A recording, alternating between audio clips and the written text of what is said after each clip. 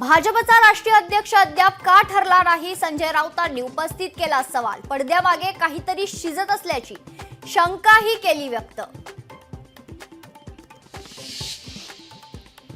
सुधीर मुनगंटीवारांच्या मनातील खदखद पुन्हा समोर. चंद्रपूरला सोबत घेतल्याशिवाय महाराष्ट्राचा विकास शक्य नाही. दिल्लीचे तख्त राखताना चंद्रपूरला सोबत घ्यावं, मुनगंटीवारांचं वक्तव्य. संतोष देशमुखांना खोट्या अत्याचाराच्या गुन्ह्यात अडकवण्याचा होता प्लॅन. गोपनीय साक्षीदारांच्या जबाबातून धक्कादायक माहिती समोर. सूत्रांची माहिती.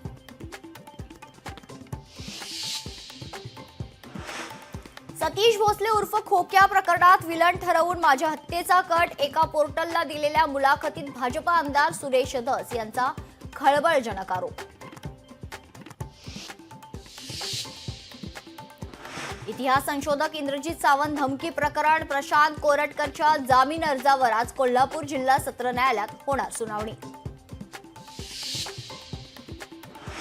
कुणाल कामरा आज खार पोलीस ठाण्यात हजर राहण्याची शक्यता. कुणाल कामरा मुंबईत आला असल्याची माहिती. अटकेपासून संरक्षण मिळाल्याने चौकशीला हजर राहण्याची शक्यता. वक्फ विधेयक उद्या संसदेत मांडलं जाण्याची शक्यता. विधेयक संसदेत मंजूर होणार का, याकडे लक्ष. मुंबई, ठाणे आणि पालघरमध्ये आज पावसाचा अंदाज. उन्हाची तीव्रता कमी होण्याची शक्यता.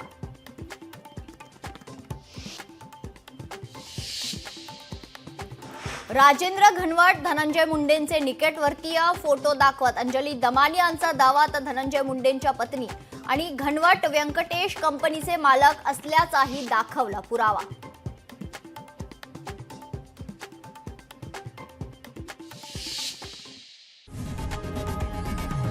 लोकशाही मराठी ऐका, पहा, जागरूक रहा.